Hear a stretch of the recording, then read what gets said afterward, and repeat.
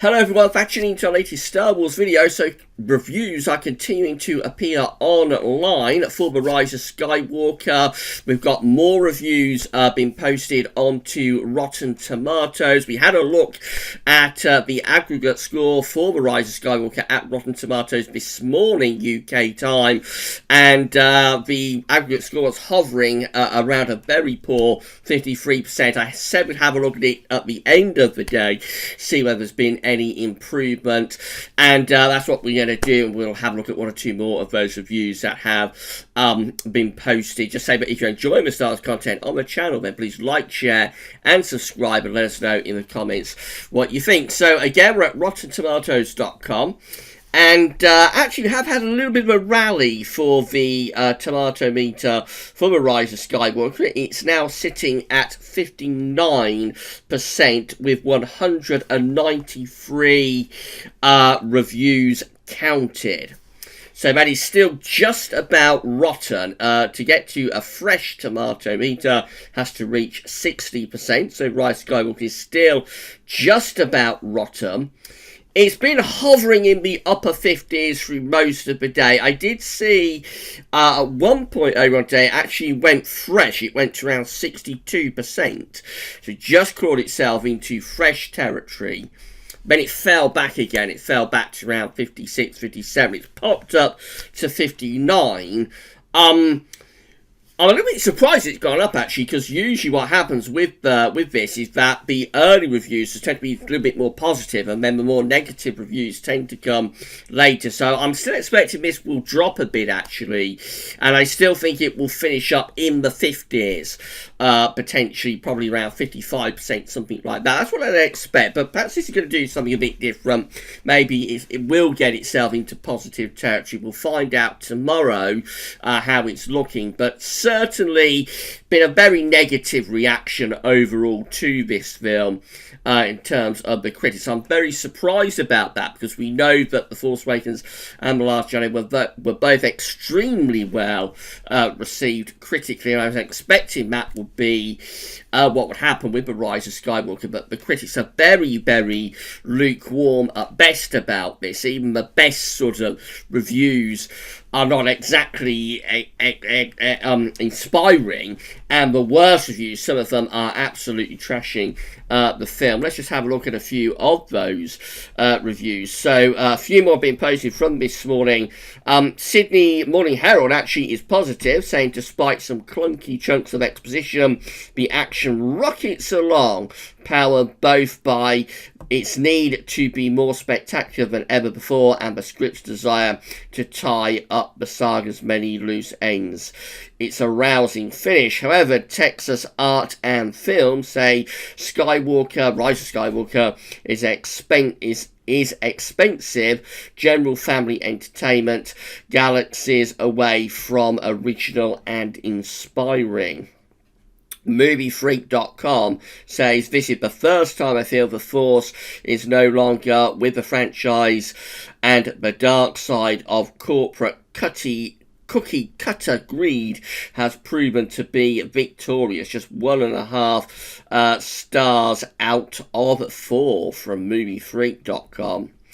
And GameSpot is saying it should never be so clear to audiences that something in the filmmaking process has gone so terribly wrong. Oh dear. A couple more positive though. So we've got Book and Film Globe. They're saying occasionally charming, relentlessly entertaining, and undeniably overstuffed. And also Alberto Corona is saying The Rise of Skywalker does what it needs to do in 2019 to be able to survive.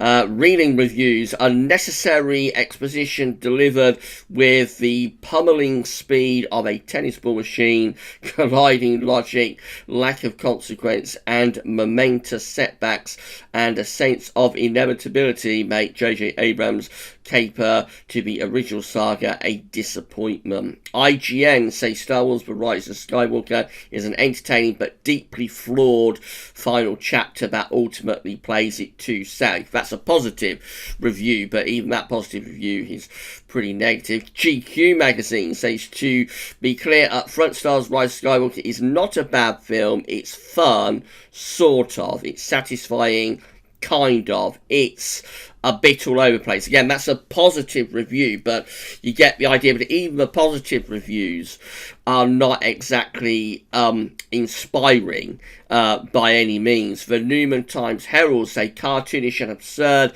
Star Wars Rise of Skywalker is the film that fans demanded, but not the one the franchise deserves. Did the fans demand the Rise of Skywalker? I don't think so. There is a sort of trend within a lot of these reviews to be blaming the fans for what has happened with the Rise of Skywalker that I've noticed. And the idea is that because of the backlash to The Last Jedi, which was, the critics think that The Last Jedi was very bold in terms of its story choices, and did a lot of very unusual things, and so the fan backlash means that the Rise of Skywalker has become was created much more derivative and to be a fan favourite. And so a lot of these reviewers and critics are actually blaming the fans for the Rise of Skywalker being a disappointment, but I don't think that's the case whatsoever. I think that the Last Jedi sort of threw everything out. The fans didn't really want everything that's gone before to be just thrown in the bin, and so the film has no resemblance to what's gone before. But at the same time, the fans did not want the Rise of Skywalker either, as it appears to be. Again, I've not seen this film, of course,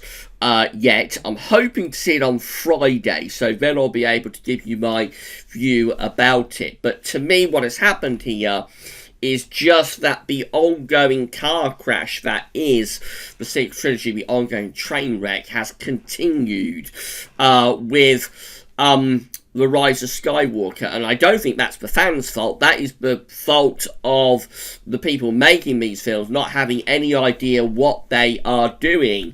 And The Last Jedi, of course, killed off Luke Skywalker, killed off Snoke, the arch villain, and so the Rise of Skywalker has been left with nowhere to go, really. And again, that is not the fault of the fans. That is the fault of Rian Johnson for creating a film that should be a bridging film, taking you from the first act to the third act. So the second act should be a bridge from the first to the third acts, or first to the third films. And Rian Johnson created his film in a way that was almost like a standalone, or possibly the climax to a trilogy, rather than being a bridging movie. And so it's just the fact that there has been nobody overseeing this project. No one has been in overall control to tell these directors, this is what we're doing, this is where we're going, and you will follow that path, albeit, yes, you can go off in different directions and deviate a little bit, but it needed somebody. It should have been Kathleen Kennedy, but she's not been doing her job. It needed somebody who would oversee the whole thing. That's where they've missed George Lucas, of course, who they forced out after he sold the franchise. They forced him out, they discarded his story drafts and treatments, and so there's been nobody overseeing these films to tell these directors that this is what we're doing, this is where we're going, and you will follow that pathway.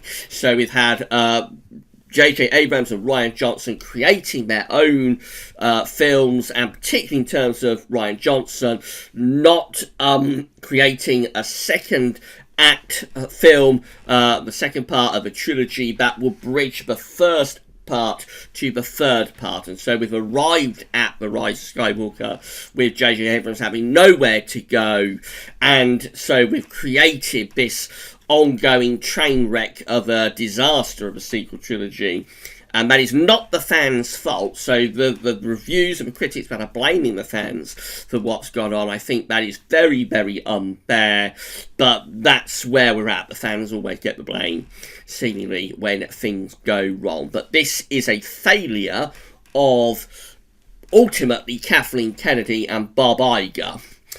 for not, for not overseeing this in a way that would allow the story overall to develop in the way that was needed. So we shall see. Anyway, we're going to have a look at Rotten Tomatoes again tomorrow. We'll see where the Tomatometer is. Also tomorrow, I would expect they'll start having some reviews appearing from the public as well. The general public reviews should start arriving tomorrow. I would have thought it'd be very interesting what happens there, because of course with The Last Jedi, that's extremely well received critically, but terribly received with the fans and with the general viewing audience. So maybe this time we'll see something like the critical response being quite negative and the fan response maybe being a little bit more positive.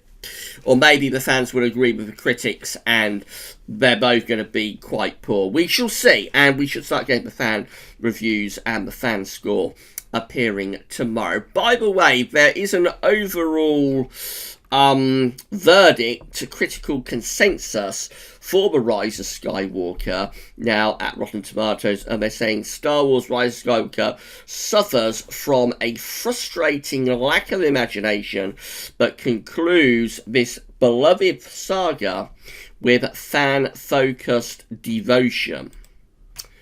So rather mixed critical consensus, to say the least. Now, have a look and see where a Tomatometer is standing tomorrow. Will it be fresh? Will it be rotten?